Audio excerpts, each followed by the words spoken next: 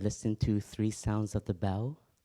The sound of the bell is the Buddha within us, the seed of mindfulness, bringing us back to the here and now.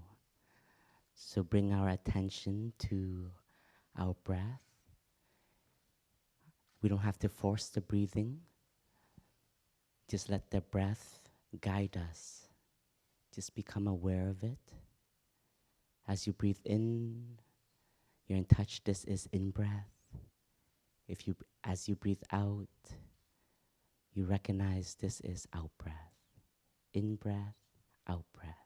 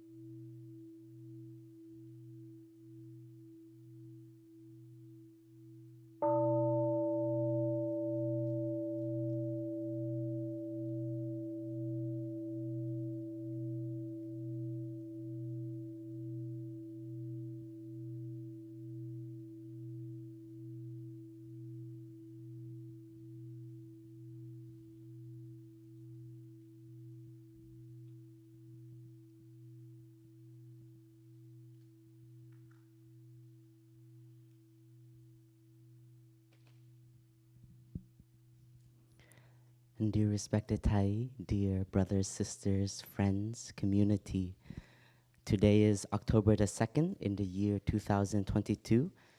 We are in the Lower Hamlet, and we are in our Rains Retreat. And this morning with me, I have Brother Phap Linh, Brother Spirit, and Sister Hiến Nghiêm, Sister True Dedication, and myself, I am Brother Phap Huu. We have been asked by the teaching body to come up to share the panel this morning to speak on the interbeing of engaged and applied Buddhism, as this is the theme of this year's Rains Retreat, and how the teachings of the Buddha is still so relevant today, and how our teacher applied it in his daily life so that he was able to take care of himself as well as create a whole path, a path that many of us are walking today. We have to know that our teacher had the insight that Buddhism is a living tradition, is a living practice. It's not just a teaching to learn intellectually, grasp, and then feel fine with it just there. But we have to always have the question and ask, how do I apply this into my daily life? So that question, how, is also meditation, reflection. So everything that we learn in the teachings of the Buddha, we also have our agency, our awareness to reflect and to see how can I apply this into my daily life. And that's how we keep the teaching alive. And because of that awareness, our teachings can be relevant to the here and now, which is one of the fundamental teachings of the Buddha. We know that the past has already gone and the future is not yet here. The very moment where we can be in touch with life is the here and now. And that teaching is a teaching that all of us have to invest in. Every time when we come back to our breathing and we can be in touch with the breath, to allow ourselves to not be caught in the thought or be caught in the feelings. And then using that mindfulness to be aware of what is in the here and now, and we can gently embrace it, take care of it, and then transform it. So the present moment is the key for us to be alive.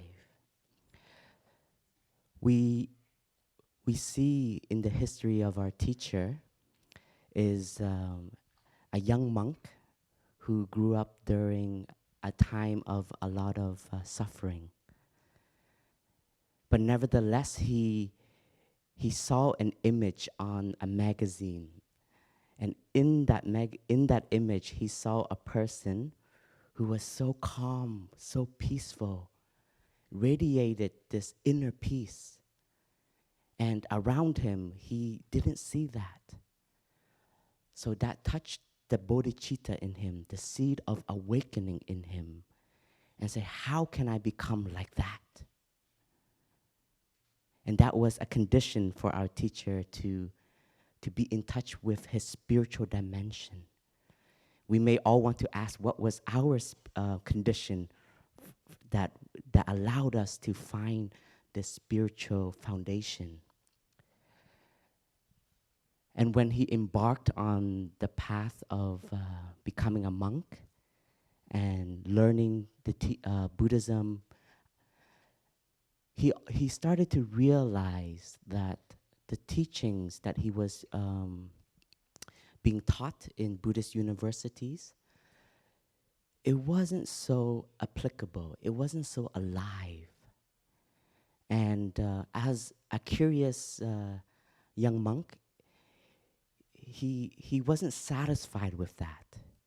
And he asked himself, there must be deep teachings that can help me take care of my suffering that I am feeling right here, right now. And that aspiration is the aspiration of also compassion, because I want to take care of my suffering as well as I want to take care of the suffering of the world. This, we call it the seed of a bodhisattva. We don't only practice for ourselves, but we also want to offer the practice to our loved ones, to our community. And Thầy, with many other, 6 other young monks, went and studied other philosophies, to understand the world. And that world is what is happening in Vietnam at that time. And Thầy was a very young teacher that had this courage to face the suffering and to embrace the suffering, not run away from the suffering. And these are the seeds of Plum Village.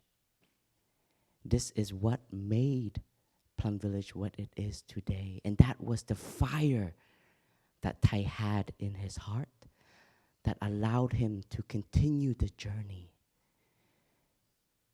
And Thầy met many obstacles on the path. Obstacles that wanted to throw him off the path. Thầy became a peace activist, a war activist, nonviolent as his compass, walking through the darkness.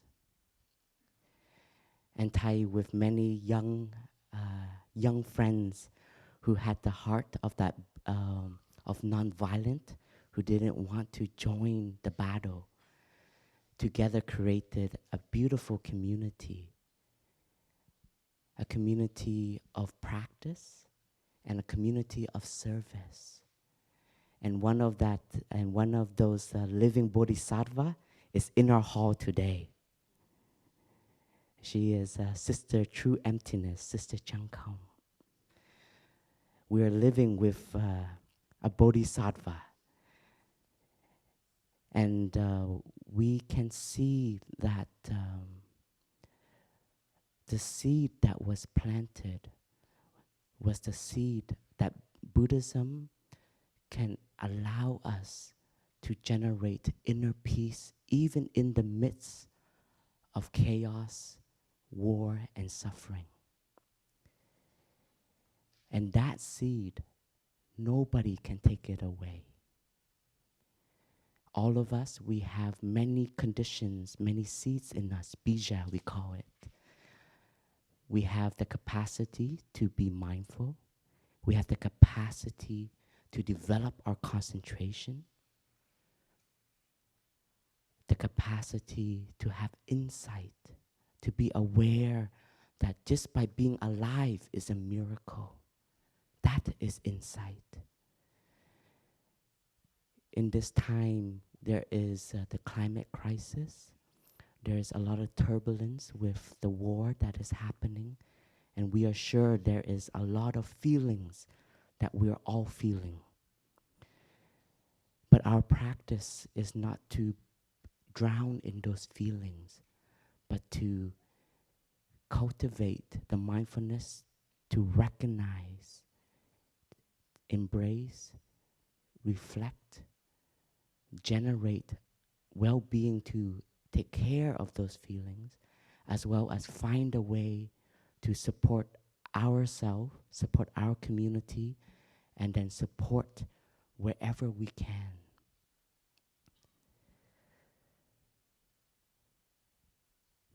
When we study the teachings of Buddhism, we see that the teaching is always for the people. Because what unites all of us is the insight that we all have suffering. Whether great suffering or little suffering, we all have suffering. And because we want to be liberated from our suffering, we have the energy to walk this path of cultivation, cultivating the mind of love, cultivating the stillness to reflect, and to see the roots of our suffering.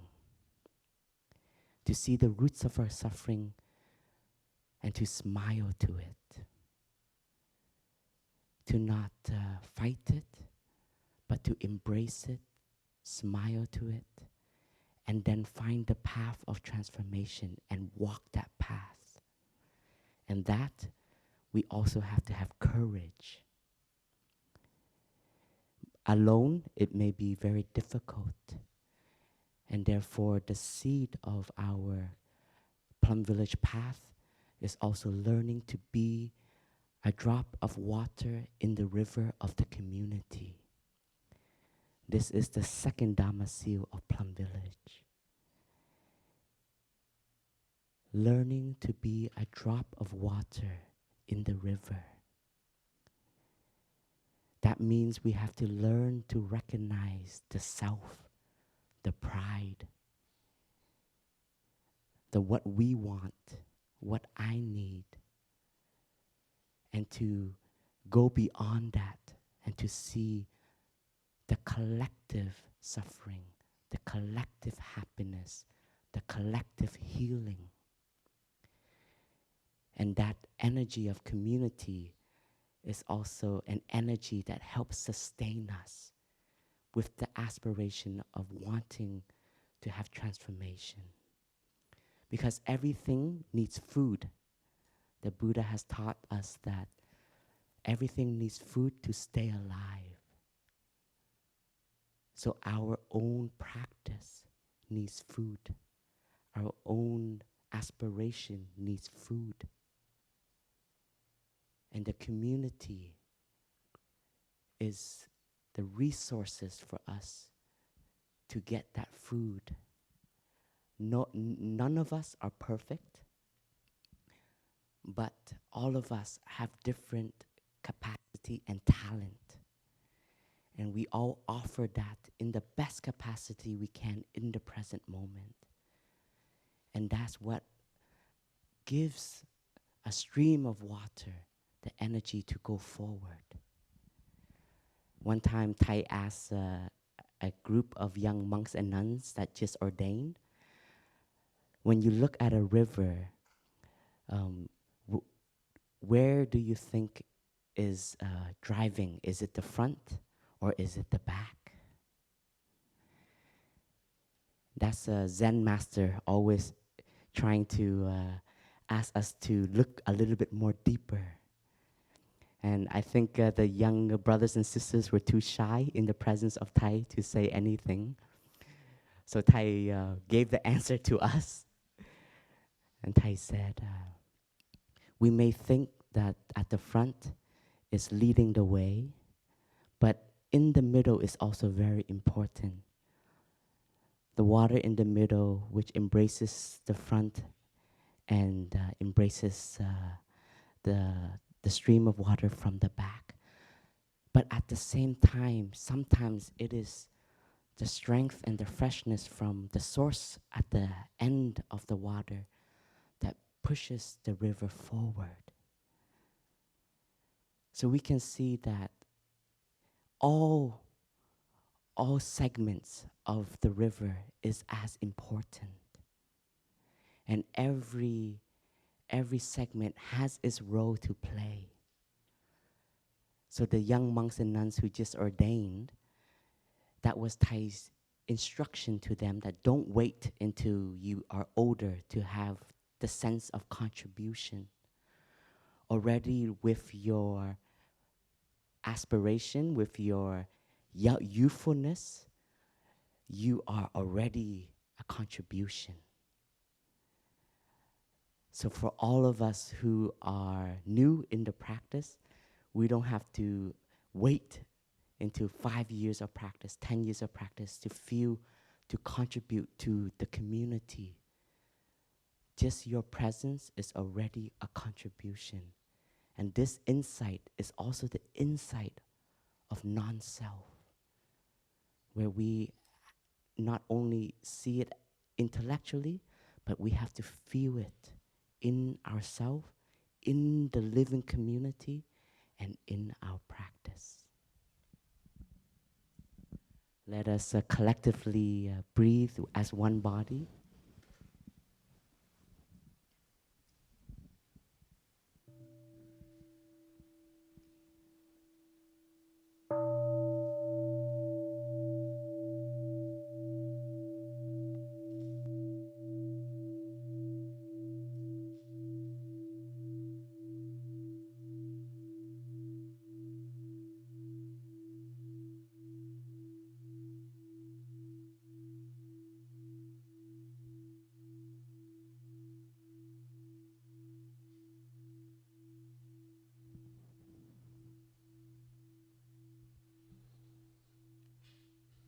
So, dear respected Thầy, dear beloved Sangha, I want to ask you a question to check if you understood what Thầy Phap Huu was saying. So, are we practicing engaged Buddhism now? Is this engaged Buddhism? Yes? Okay, good. Just checking. Are you sure? Yeah? Or is it applied Buddhism? I think Thầy is often misunderstood. Sometimes outside of our community, but even inside our community, Thầy is misunderstood, and maybe we as a community are misunderstood as well. We do get the question sometimes, why aren't we more engaged? We should be more engaged as a community. I thought Thầy used to practice engaged Buddhism. He would join peace demonstrations and anti-war demonstrations, and he would go to peace conferences. And what about now? What are we doing now? Why aren't we still doing that? It's a real question. And some people may think that we should be doing that now. So we can see that also in the tributes that Thầy received earlier this year after his transformation. Many people spoke about Thầy as an activist in the 60s and 70s. And they praised him for his work to try to bring an end to the war in Vietnam.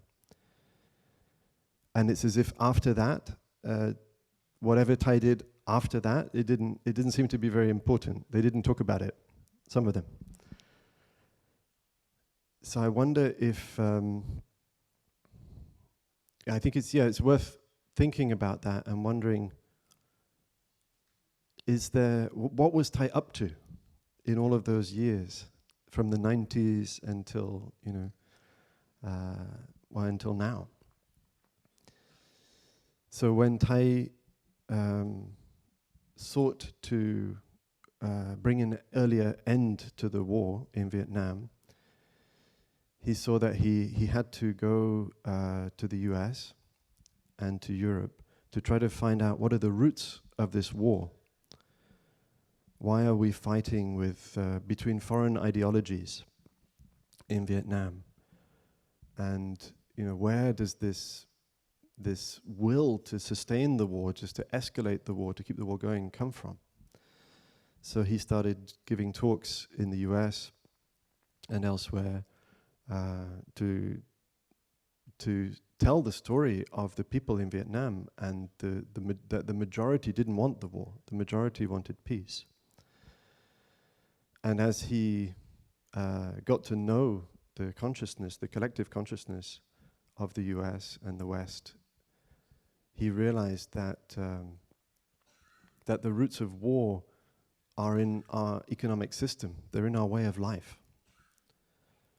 And so he started to see that if we really want to bring an end to war, to create a culture of nonviolence, a culture of peace, then we need to start transforming the collective consciousness. So Thầy set his heart and mind to that goal. How do we transform the collective consciousness? And it's interesting now to look and ask ourselves, has our collective consciousness transformed? If we compare the things that we think are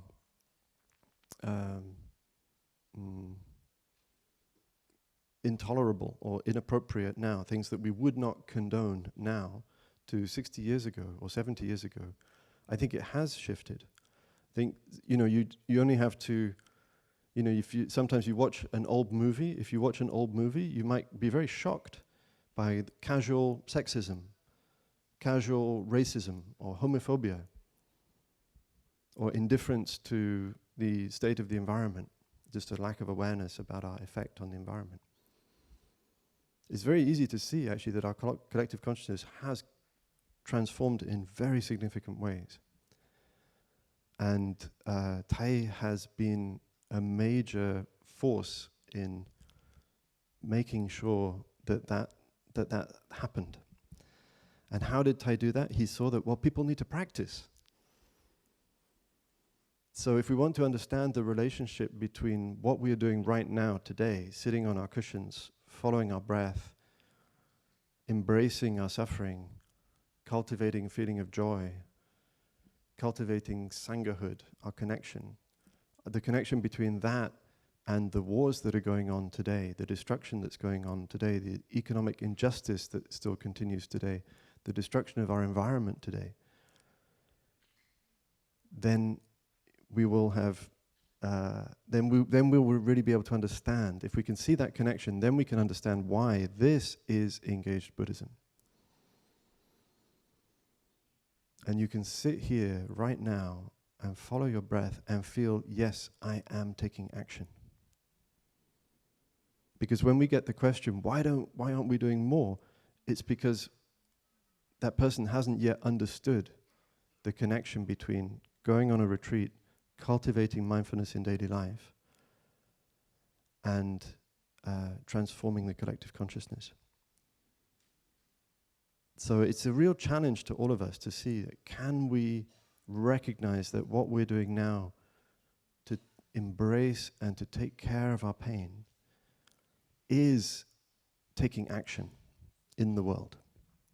It is an active response to the suffering of today. Or it can be. It can be.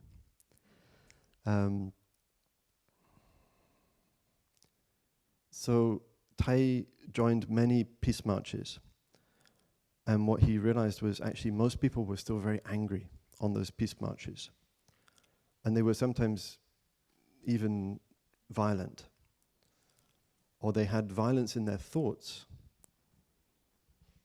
They were angry with people in the government, in the military. They were maybe angry with their parents. Often there was conflict within the peace movement. So Thầy saw, well, if we don't take care of those seeds of anger and violence, then it will never stop. The cycle will never cease. So he started sharing the practice. Say, well, actually, you know, we can take care of this right here, right now. We can embrace that reactivity, that anger that comes up in you. We can take care of it. We can soothe it. We can calm it down. We can learn how to reconcile. We can learn how to understand each other, even across difference of socioeconomic background, race, culture. And so he started offering us these tools of having retreats, coming together, listening deeply to each other, and offering us these practices. And so we can see, in that sense, that Thay's engaged activism never stopped. It only grew. And we can still be a part of that today.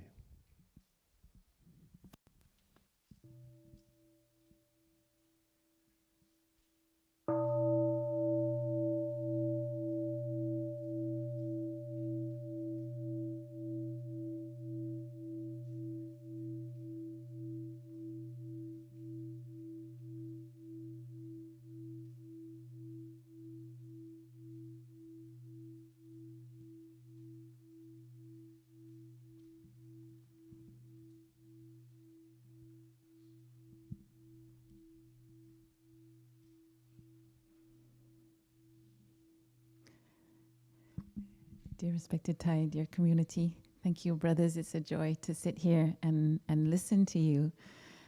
And I don't know how many of us are aware of this, but when Thai was active in the peace movement and active trying to shift the collective consciousness with his friends in many different peace networks, including the Fellowship of Reconciliation, a very big movement at the time, their awareness, as Brother Phap Linh just shared, of injustice and violence was very broad. It really had the insight of interbeing. And so right away, already in the late 1960s, Thai, together with Sister Chang Kong and many of their friends, were also very concerned about the damage being done to the environment. So in 1969, so in the very early years of Thai's exile, when they were preparing to participate in the Paris peace talks to bring an end to the war in Vietnam, together with Sister Chang Kong, Thai organized a gathering of scientists to come together in the Abbaye de Romont outside Paris to look deeply into what can be done about how humans were also destroying our planet.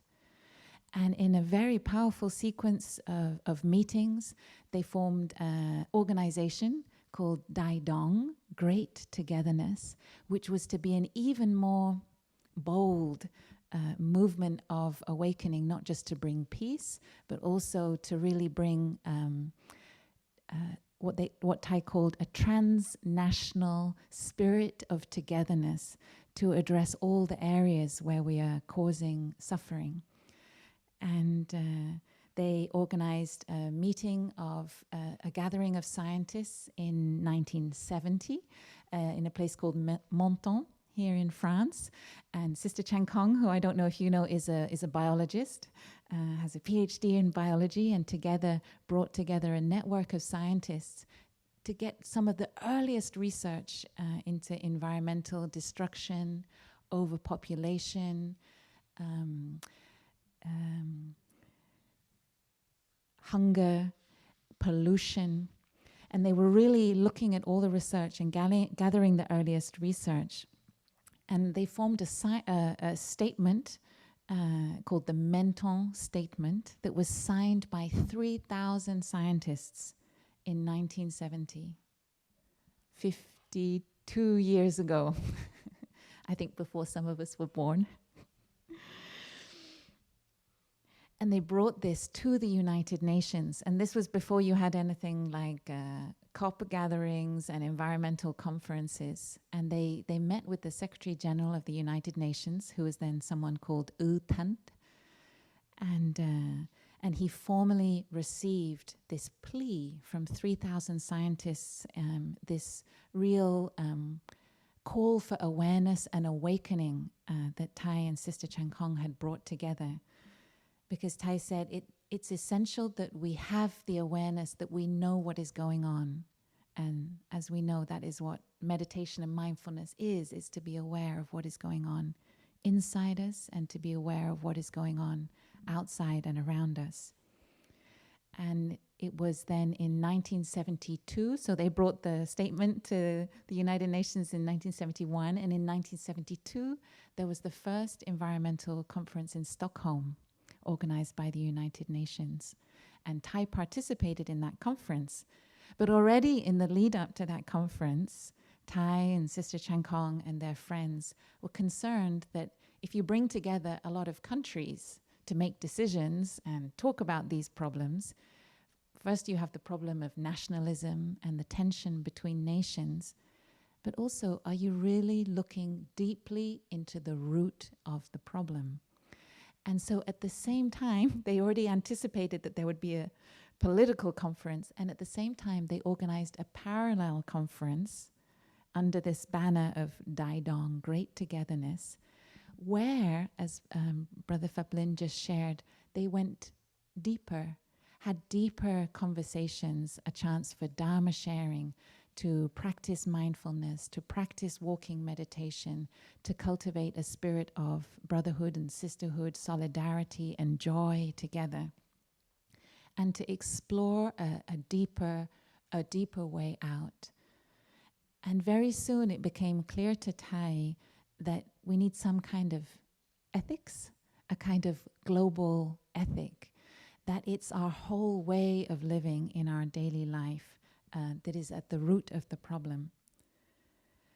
And for Thầy, it has something to do with awakening and with freedom.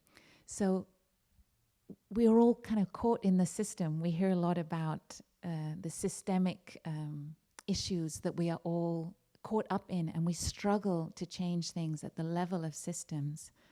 And for Thầy, as a practitioner, we have the power and the capacity to wake up with the energy of mindfulness, to see what is going on, to find freedom to choose to live differently, to spend our time differently, to use our days differently, to consume differently. And Thầy said, we liberate ourselves from the systems of our own creation as a species. With the energy of mindfulness, we are free to choose how to see, how to speak, how to act, how to live in the world, the kind of energy to put out in the world. And so over the decades, Thầy has really worked hard to develop this global ethic that can free us from the status quo. And as many of us know, that is the 5 mindfulness trainings. And for Thầy, the 5 mindfulness trainings are not just a piece of paper that have these 5 ethical principles of non-violence, of simple living, of appropriate conduct in our intimate relationships, of really right speech, handling anger, deep listening, and also the way we consume, the way we feed and nourish ourselves. So the ethics of the 5 mindfulness trainings cover all of these areas. And for Thầy, it's not enough to kind of sign on the dotted line and say, yes, I'll do that in my daily life. For Thầy, he saw that we need retreats where we learn the practices that can support the 5 mindfulness trainings. In 1 week, in 5 days, or even in a weekend, we can learn a spirit of non-violence as we walk, as we do our dishes, as we clean the bathroom, as we brush our teeth. We learn a spirit of simplicity. We learn how to be happy with not very much, to touch the conditions of happiness that are there for us. We learn how to really listen to others, how to speak skillfully, how to reconcile. And also in a retreat, we have a chance to really step back and look at how we've been consuming. And many of us can leave a 1-week retreat, a 3-week retreat, a 90-day retreat with a huge amount of energy to change our way of living and consuming. And that is possible because of the experience of shifting our consciousness we can have in a retreat setting. Thai has, over these decades, written a number of books that capture these insights, and I'll just show them to you. We have The World We Have, which is a beautiful book we call it a Buddhist approach to peace and ecology, how the Buddhist teachings can be applied to our current crisis and what we need to wake up to and change. And following a few years after that, in 2011, we have this book published, the teachings from 2011, published in 2012, 2013. Thai's Love Letters to the Earth, how we can, we need to be able to change our way of thinking and seeing things as a society if we're going to be able to change our way of being with the earth. So at the root of changing our consciousness, we heard about changing our consciousness in relation to war, and in relation to the planet, Thai said we all need to learn how to fall in love with the earth. And then we have a more recent book from last year, Zen and the Art of Saving the Planet. This is the European edition. And we have the American edition. And in these books, Thai is really showing us how we can bring the radical change that our world needs. And what is very clear is that being on a retreat, having a long stay in the monastery or becoming a monastic, for those of us that choose that path, is a concrete response to a kind of radical shift in our collective consciousness. Maybe we can all see that maybe the conferences aren't working. Maybe there's certain limits to our activism. And if we're an activist, we can ask ourselves, what is the new ingredient I can bring? Maybe I need to step back and dig deeper to find a new way through this. And that is what Thai has trained us all to offer here in Plum Village.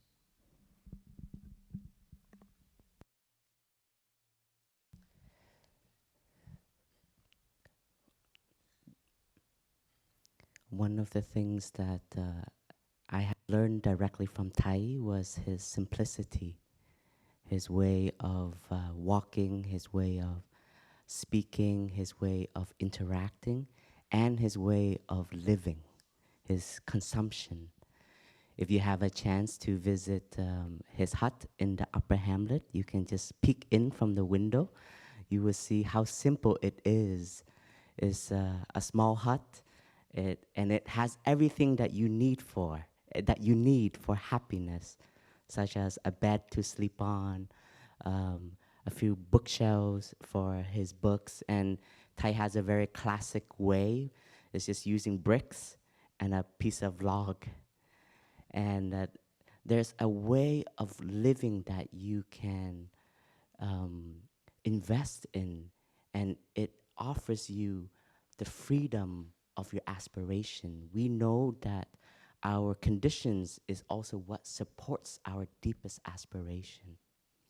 So if we have this aspiration of wanting to protect Mother Earth, wanting to be more awake, but our daily life is not changing, then we have to have the bell of mindfulness to invite us to stop and reflect. And Thầy only had two long robes, that he would travel around the world with. And I remember wherever he went, many people wanted to express their appreciation and their gratitude towards Thầy. And every time they asked, Thầy, can I offer you something? Thay's answer was, offer your practice to Thầy. And many friends even tried to sneak, and they asked, Phap Huu, can you get me Thay's robe so I can measure it? And I want to make him a new one. And I know it comes from a place of real love and a place of real gratitude. And robes have been made for Thầy, and Thầy has received it with a lot of appreciation. But Thầy has this insight, and we've probably seen this calligraphy, is you have enough. So the community was Thay's letting go, his place to share his love. And some of the brothers have received robes that were offered to Thầy, that Thầy transmitted back to his community. Even though it's a very simple act, but I see how that can maintain your humility also. As we are practitioners, as we are humans, we know we all have the seed of pride in us. The more we are able to offer our presence, offer teachings, offer mentorship, and so on, when you give, you also receive. And that receiving can also really water the ego in us. And that ego, if we are not mindful of, we will cut ourselves away from our deepest aspiration, which is being simple, knowing I have more than enough conditions to be happy. And so the daily life, the simple act of receiving, but not hoarding it, because hoarding it can be an act of also hoarding our pride, our ego, but then letting it go, releasing, offering it to those that need. So I see when I was Thay's attendant, and just these simple acts in daily life, I see how it also penetrates your mind. So therefore, the simplicity act is not just a thought, but it has to become a reality. And that also helps us become more simple in our thoughts, in our views of life. The Buddha has said that the mind creates the world. And in the Eight Noble Path, we have to learn to cultivate right view. Everything that we are aspiring to, we also have to meditate on the right view to our aspiration also.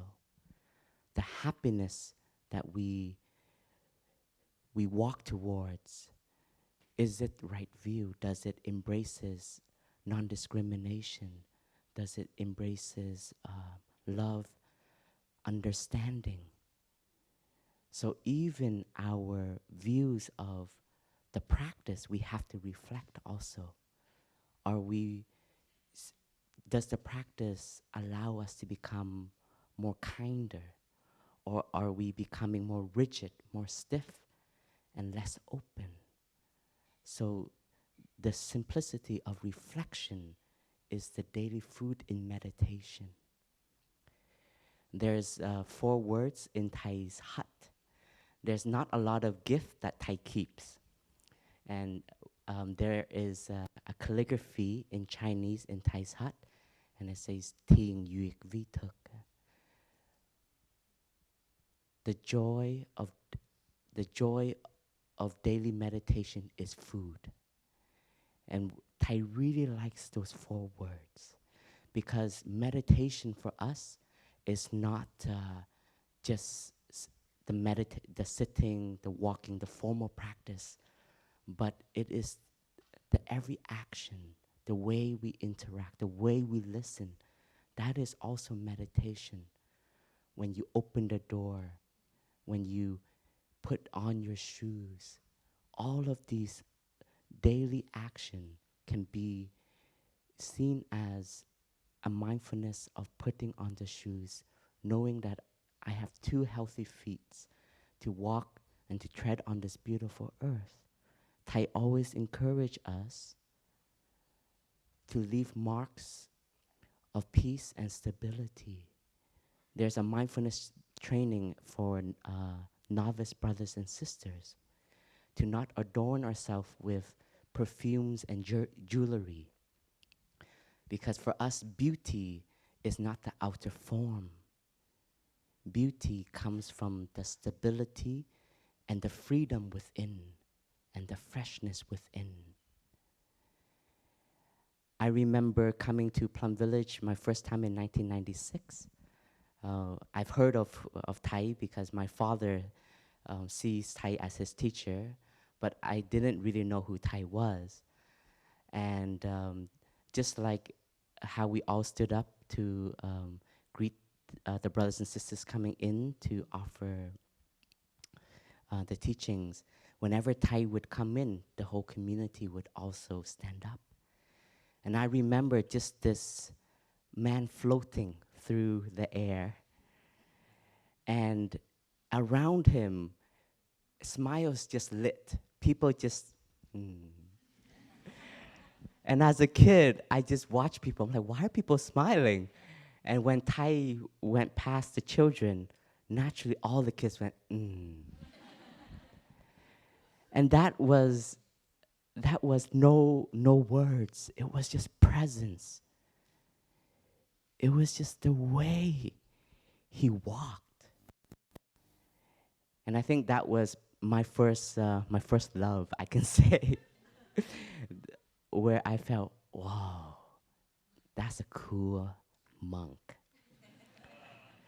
And that way of being was so natural for Thai because it has been through the cultivations of daily practice.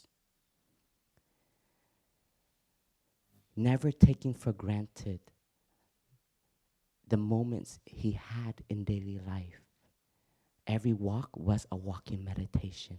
We are still all beginners, even us. We still have to say, it's time to go to practice.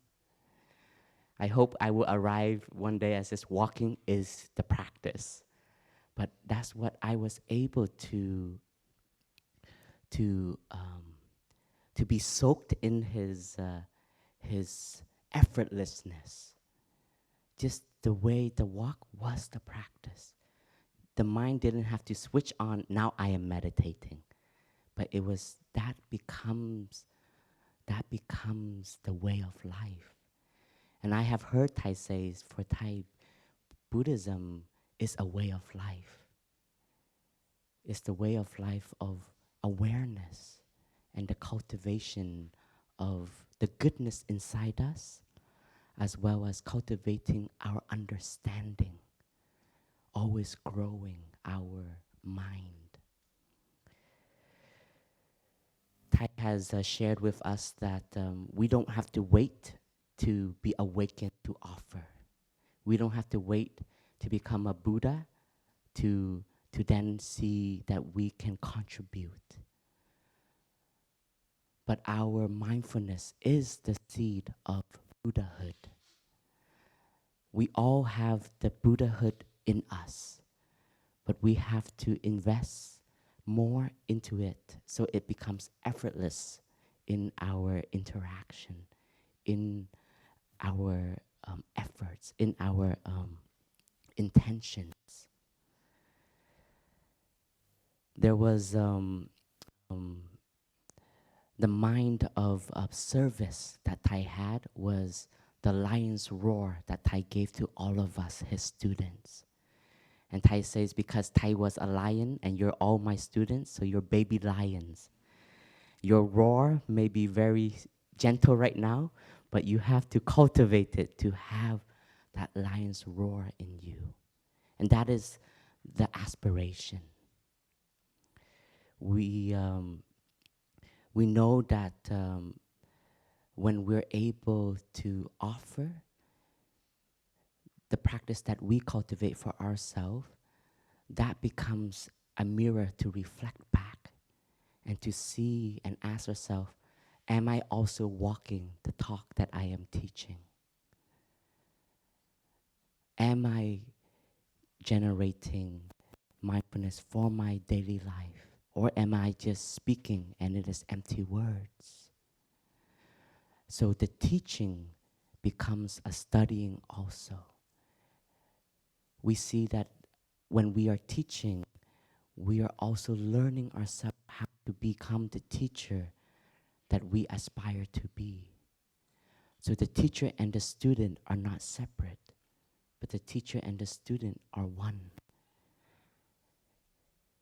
There was in 2012, 2011, 1 year before 30 years anniversary of Plum Village. We were in England. We were at Nottingham in this retreat. And we were preparing for 30 years celebration. And the theme that Thầy gave for 30 years was standing on our 2 feet. And because it was such a moment to be grateful for, I had the thought to Thầy, and I shared, Thầy, how about next year, you don't travel anywhere, and you stay home with us in Plum Village, and we enjoy the fruit of all of your service, all of the work, your blood, sweat, and tears. Can't you just enjoy the fruit that you have cultivated? And we'll create all the retreats. So people come to us, we don't go to people. And I think that invitation was tempting, because Thầy did have a moment to reflect on it. But then Thầy turned to me and Thầy said, but Thầy is like a doctor who has a lot of cures, a lot of medications, ways for well-being. And it's too selfish to just think of us. Thầy has to continue to go and to offer, because Thầy can see the suffering and hear the cries. And do you know what? Thầy doesn't get tired. Thầy gets more energy every time Thầy offers. So therefore, nope, next year we continue. And I just bowed. But that moment I had with Thầy left a mark in my own mind of cultivating the bodhisattva seed. The bodhisattva is someone who, after touching realization, liberation, doesn't leave the world and says, all right, I'm done. You all can suffer. I got it. But the bodhisattva seed is, I have it and I want to share, and I want others to also touch liberation. And it's a very beautiful aspiration, right? But our own greed and our own comfort sometimes is so powerful that it is scary to feel getting beyond our comfort. So this aspiration that Thầy had, he invested that in all of us. And I believe as his living continuation, his living legacy, we have to continue to nourish that in us.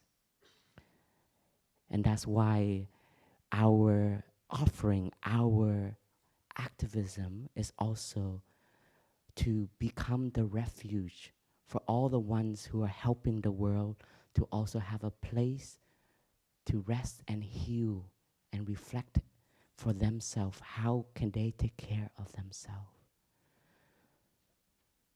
So as a refuge, we also have to cultivate, to hold the suffering.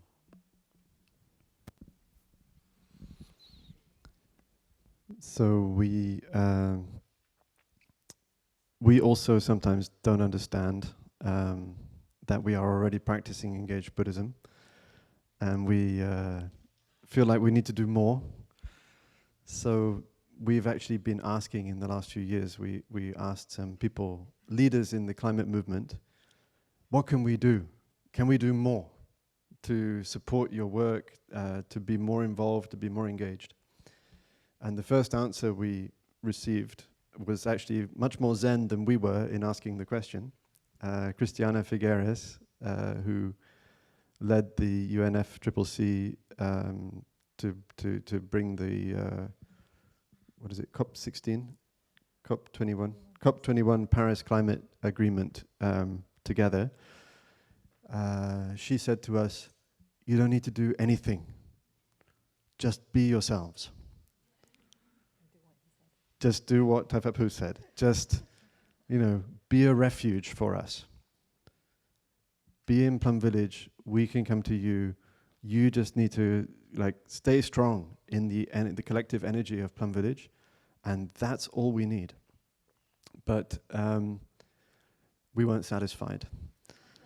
So we kept asking her, and eventually she said, okay, well actually, what if we could start to create Sangha within the climate movement? What if we could actually organize some retreats for leaders in the climate movement to come together and to strengthen their aspiration and to take care of themselves? And we said, okay, definitely, we can do that. And then we continued to talk about it. And in fact, what's been happening in the last few years is that divisions have started to emerge within the climate movement. You might think that everybody agrees, that we need to stop emitting greenhouse gases, that we need to stop using fossil fuels, that we need to adapt our infrastructure, that we need to adapt our food production and so on to be ready for a warmer world. But in fact, there's a lot of disagreement about how we get there. And what is the involvement, for example, of the oil producers? Do they have to stop producing oil right now, immediately? Or will they be involved in the transition? And to what extent will they be involved in the transition? To what extent can they even be trusted, even if they say they will be involved in the transition? So this is causing huge divisions. There's divisions about carbon markets.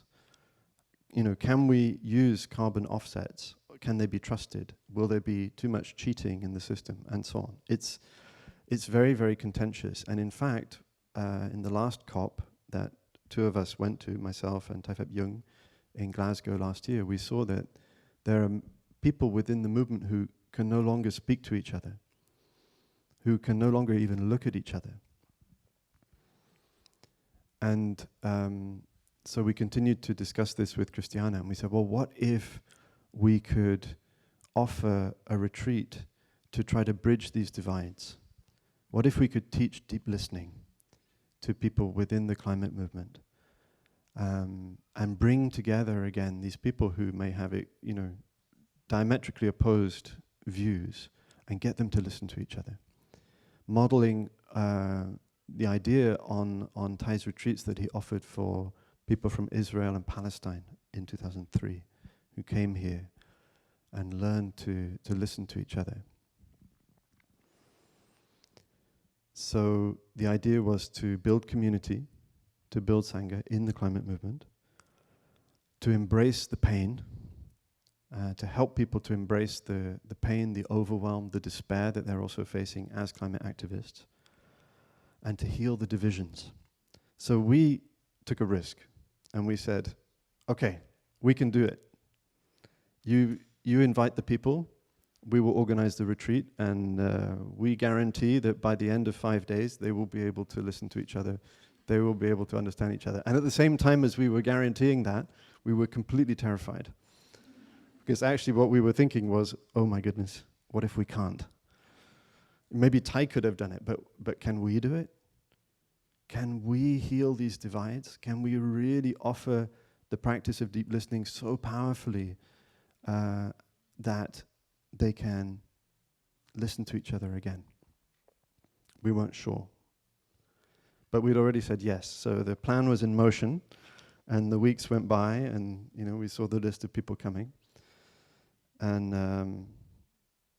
it was a little bit scary, thinking like, are we really doing this? Can we really do this? What if it goes wrong? What if they all come here and it just explodes and they get angry with each other and can't talk to each other and leave even more upset?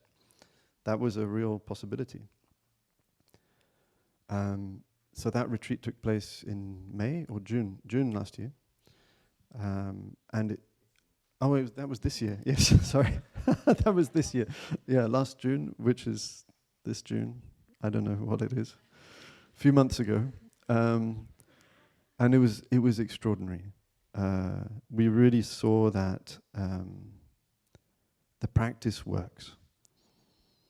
We can have confidence in our Dharma doors as the Plum Village tradition. And we can have confidence in the power of the Sangha together to deliver those teachings, to create a collective energy of practice that allows people to stop, to notice what's going on inside them, in their bodies, in their feelings, to take care of their reactivity, their anger, their frustration, and to really start to listen to each other again from a much, much deeper place.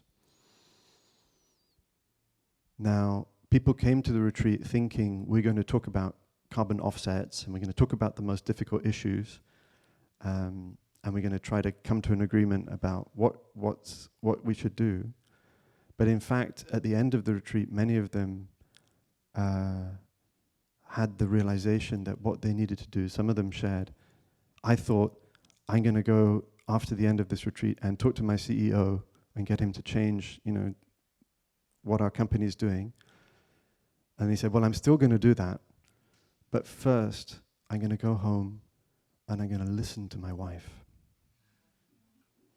And when I heard that, I just thought, wow, I think Thầy would be so happy to hear that level of transformation, that person understood that the practice has to start at home.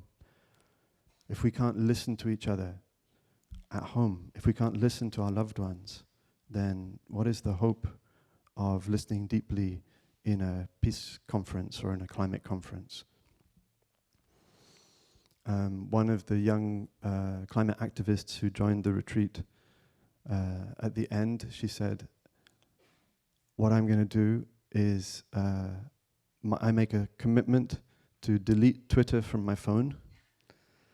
I make a commitment to not watch Netflix while I'm eating dinner or cooking or preparing dinner.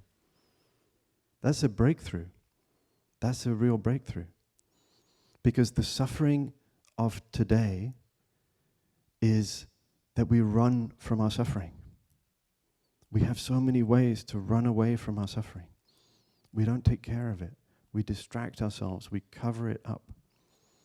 And if we ask ourselves why we still consume so much, why even with the best intentions, we talked a lot about intention and volition, sometimes we have a very strong volition, we have a very strong intention, but our behavior doesn't change, or it doesn't change as much as we would like. We even take the 5 mindfulness trainings, but then maybe we still find ourselves, doing shopping therapy and, going to Amazon when we feel a bit of discomfort. So we have to look into why. Why do we do that? Why can we not live the simple lives that we aspire to? Thầy gave us this beautiful example of simplicity, But it's very difficult, actually, to live like that. And why? Do we understand why? So when I look at myself, I see that in moments of discomfort or suffering, it's very easy to want to just not feel that, to want to cover it up with a pleasant experience, not to take care of it at the root. And I think that's what pushes us. It's that all those little daily sufferings that accumulate gradually, and we find ourselves being pushed and doing things that we said we didn't want to do, that seem to go against our deepest aspirations and our deepest intentions. And this is why we come together and have Dharma sharing and look into our suffering and ask ourselves, how can I take care of those moments so that I don't get pushed by my discomfort, I don't get pushed by my suffering into doing things that are against my deepest aspirations. And we've seen that works. We can bring that practice to the leaders and the activists in the climate movement, and it transforms their lives, and it allows them to do their work even more powerfully. I think some people came to that retreat burnt out.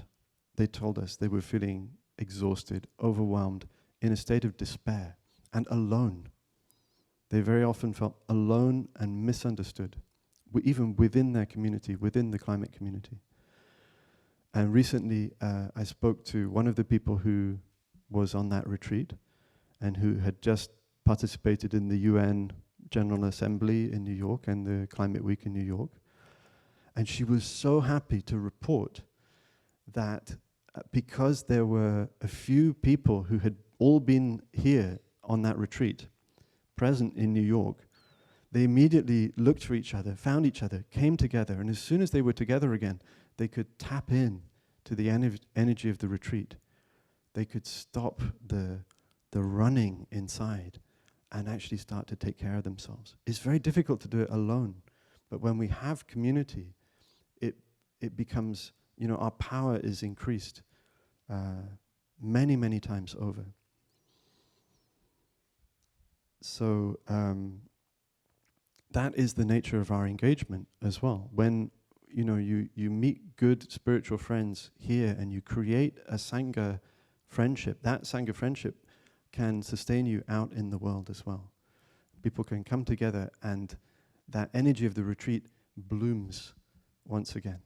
And so this friend was telling me, she feels like, these talks go on at the UN and the Climate Week, but most people, even within the climate movement, are still speaking from trying to get their own project supported, trying to get their own idea across. She said it's very divided, it's very based on self. And so once again, we see the power of these deep teachings that Phap Huu was referring to, of being able to dissolve our separateness, our separate self, to feel our connection with each other and with the earth. And if we can do that, it can really transform these talks and the possibility of our collective action. So we are taking action when we embrace a moment of suffering, a feeling of pain that ripples out.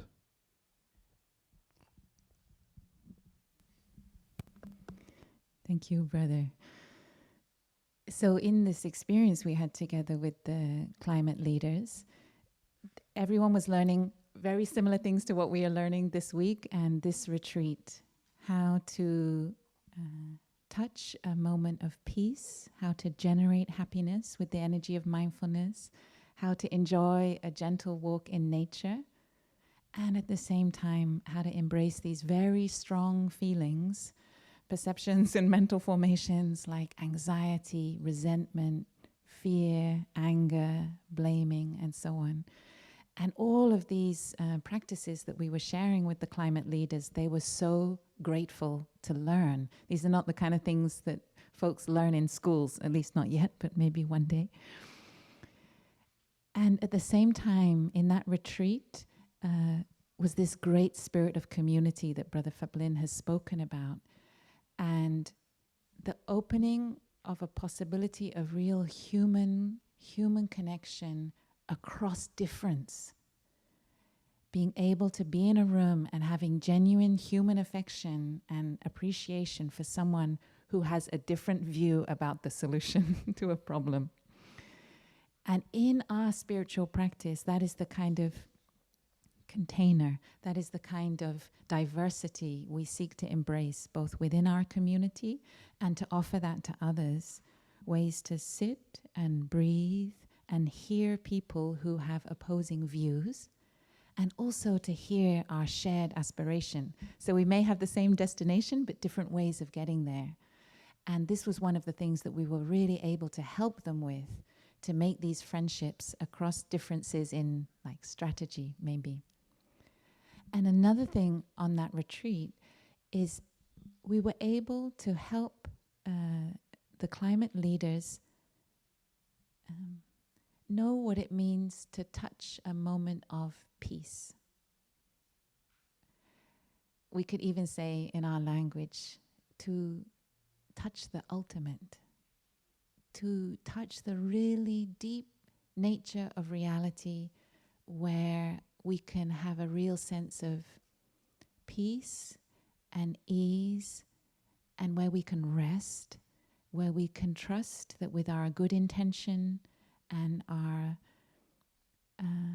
aspiration, our energy of mindfulness, we're on the right path, even if we're not there yet. That we can trust that life has a deeper dimension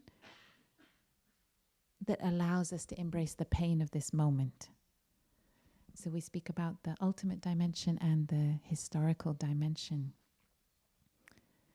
And some of us may have a kind of question, like, but in such a time of crisis and global dissonance, do we have the right to touch the ultimate? Is that a good aspiration for our walking meditation this morning?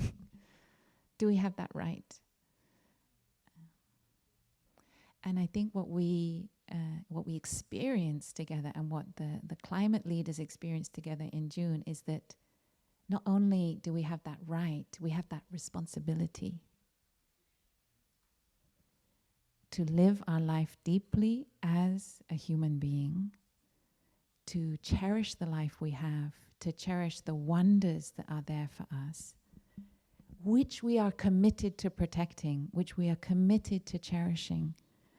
Our body, our life is a gift from our ancestors, and the world we will transmit to our descendants is also in our hands. It's up to us, and it's based on how we live our moment now. If we can take a step in mindfulness now, if we can handle a strong emotion, if we can touch a moment of peace on walking meditation, then our descendants in 100 years, they've got a chance of doing it too. But if we can't do it now, what hope can they have?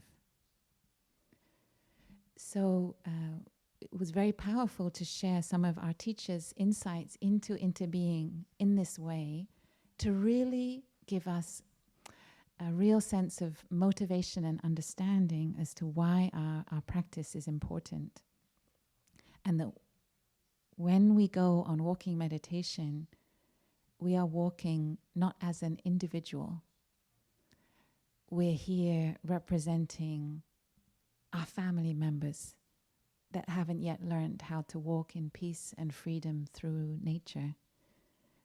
We're here representing our ancestors who never had a chance to feel unburdened, to feel free. Too many worries and pressures just to survive. And we also walk for our descendants, because it's our deep wish that in the future there will be people who can walk in peace and freedom and with non-violence, with love for this beautiful planet.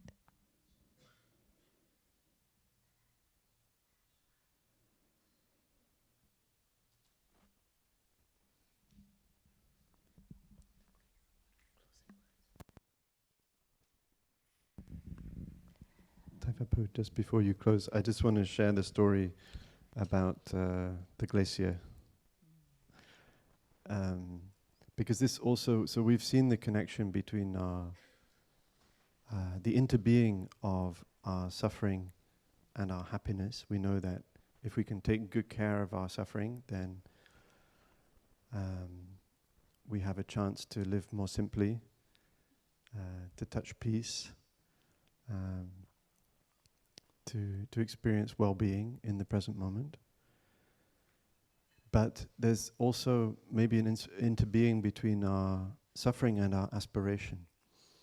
And recently we were in Switzerland to start building an online course, also for climate activists. This is the continuation of many aspirations. And we went for a hike together in the mountains. And at one point we saw a little tiny piece of glacier that was the end of a long process of this glacier that's been melting over the last few decades. There's one little piece left, a few meters across. And we were with Christiana Figueres again, who was helping us to plan this course. And it was very interesting to see her response to this sight, because of course it touched the grief in all of us. And maybe, we see it's really happening. The glaciers are melting, our world is changing, our environment is changing. And she had tears. You could feel the pain, the depth of her grief, because of the depth of her understanding of the situation, of what this really means, what this is pointing to. Because the glacier melting is just the visible sign of something much, much, much bigger. But her response was not to be overwhelmed by this grief and sadness and to drown in it. But instead she went with one of the brothers, and she climbed all the way up to this little piece of glacier, and she touched it, and she turned this pain into aspiration, into the energy of determination. So we too can learn from this. We can see our own pain, even our despair and our grief, as fuel. It's not something that we have to get rid of in order then to be free to act and engage. On the contrary, it's something that we have to make good use of. It's our fuel. It's our source of energy. Of course, it's painful. Grief is fundamentally a painful experience in the body. It feels awful. You want it to stop. Despair is a crushing experience in the body. You just want it to be over. But if you can accept it, feel it, and say, I take this as my source of energy. I know how to direct this energy towards my aspiration. You turn that pain into the energy of a vow. That I will direct this energy towards being part of the solution, being part of the change. And I saw Christiana do that, and she joined her palms, and you could feel the power of taking that grief, and that grief becoming vow. So I wanted to share that with you, because I think sometimes when we feel this pain come up, when we read the news and you feel overwhelmed, and you just don't know what to do, we may have the idea, I just want it to stop, I want it to go away, and then when it's gone away, then I can be positive again, and I can get engaged, and I can do things. But that's a dualistic way of thinking. So if we can allow ourselves to feel the pain and channel it, and say, this is just energy, and I know what to do with it. I know how to make good use of it. If I don't hide from it, I don't cover it up, I allow it to pass through me and become action.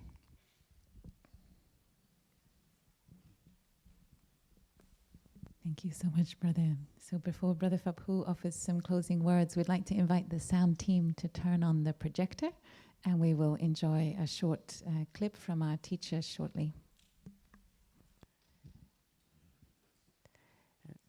and dear community. It's a joy to sit up here as brothers and sisters and to share this experience with all of you.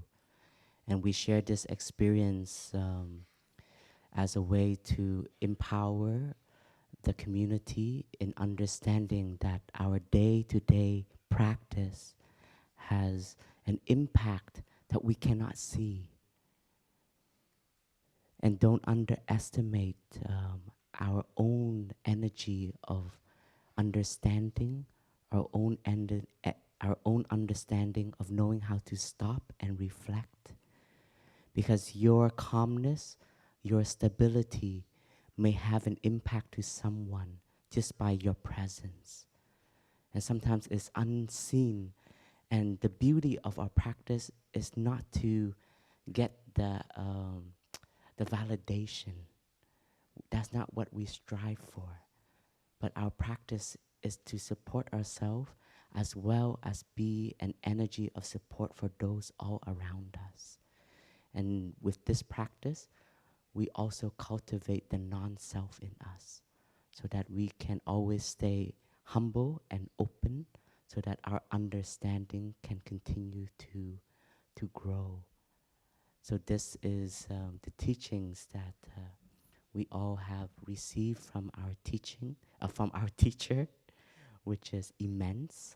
And as we were preparing this panel sharing, we wanted to let Thầy conclude it because Thầy is a wonderful teacher, and we were able to find a clip when Thầy speaks on applied and engaged Buddhism.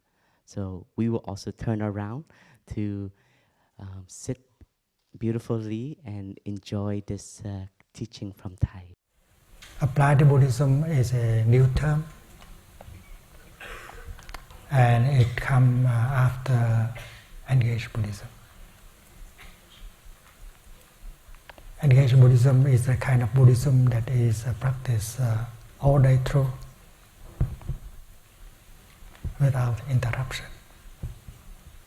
When you drink your tea, and if you are really there and drink your tea, so that life and peace and happiness and joy be possible, that is only engaged Buddhism.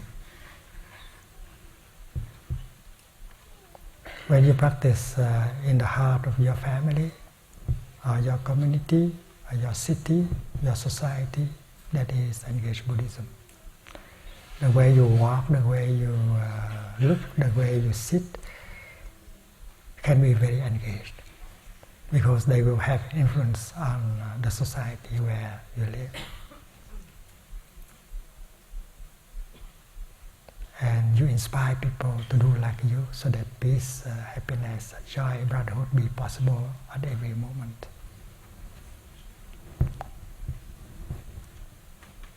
And we know that engaged Buddhism was born, the term engaged Buddhism was going during the time where the war was very intense in Vietnam.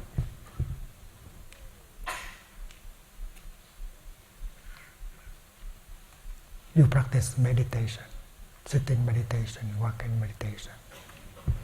But you hear the bombs falling around and the cries of the children and adults who get wounded.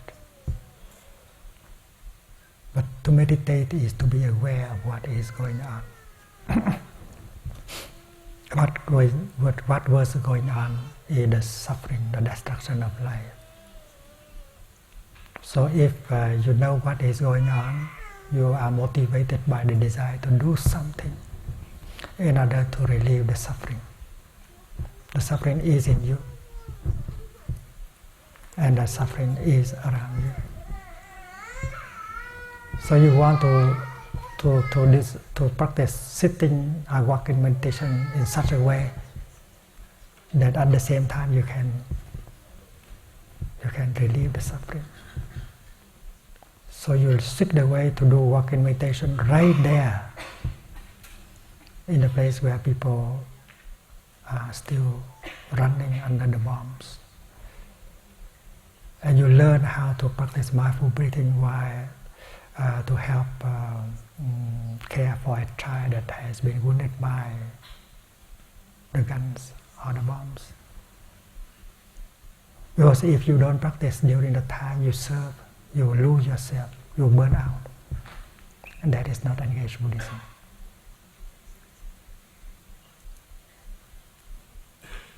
So Buddhism is, engaged Buddhism is born in such a difficult situation, where you want to maintain your practice while responding to the suffering. If you don't maintain a spiritual practice, you cannot do very long. You cannot last very long. And that is why you learn how to breathe, how to walk, how to release the tension in order to continue for a long time. And that is the roots of engaged Buddhism. Engaged Buddhism means Buddhism socially engaged. Buddhism that is present everywhere and at any time. When you are alone, walking, or sitting, or drinking your tea, or making your breakfast, that is also engaged Buddhism. Because you are doing that not only for yourself, you are doing that to preserve yourself in order to help the world. So it's not true that engaged Buddhism is only when you are engaged in social activities. Engaged Buddhism should be at any time, whether you are alone or together with other people. And now we have come up with applied Buddhism.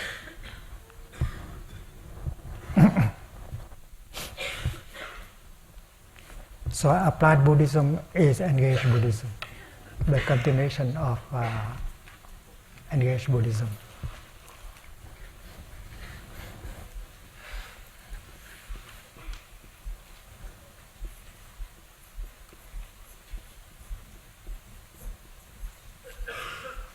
This is to penetrate, to enter. This is the word, to penetrate into the world.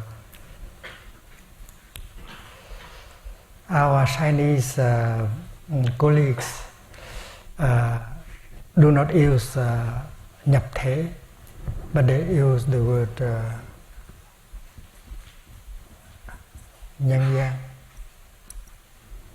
It means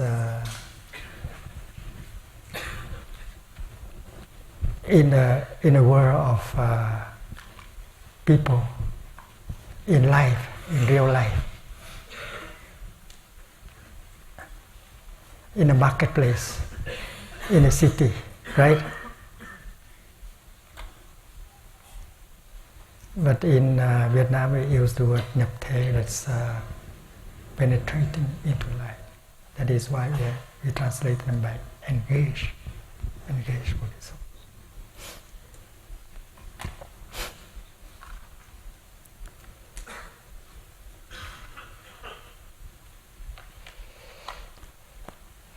So engaged Buddhism is our Buddhism. And we don't need to say socially engaged Buddhism. Because if looking deeply, we see that if Buddhism is not engaged, it's not real Buddhism. So Buddhism should be always engaged. And that is the attitude of Bodhisattvas.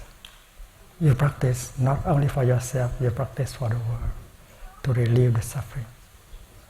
And when people suffer less, you suffer less. And when you suffer less, people suffer less in their being. So from the notion of engaged Buddhism, Buddhism penetrates into life, into the world.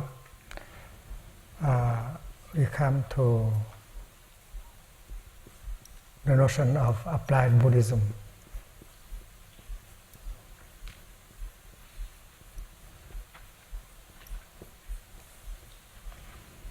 ứng dụng. The word applied has been used in many areas like applied mathematics, applied science. So Buddhism, that is something that can be applied in every circumstance in order to solve the problem, to shed light on the situation. We know the way in order to handle a specific situation, to handle the way in such a way that suffering can be relieved. And the way we handle should be the way of compassion and understanding. And that is the essence of applied Buddhism. So when we look deeply into the nature of ill-being, we see problems like tension in the body, tension in the family, tension in the feeling, in the emotion, tension in international relationship. We ask the question, what can Buddhism do in order to release the tension? The practice of deep relaxation and releasing the tension in the body is applied Buddhism. Because the tension accumulated in our body will bring about a lot of sickness and disease. So the Sutra on Mindful Breathing, presented in 16 exercises of mindful breathing, is applied Buddhism. And we should be able to apply the teaching of mindful breathing, of the Sutra of Mindful Breathing everywhere. In our family, in our school, in the hospital, in the congress, and so on. And everyone can profit from the teaching and the practice of Buddhism. Buddhism as a heritage for the whole mankind. Buddhism not for the Buddhists alone. And you can tell them that Buddhism is made of non-Buddhist elements.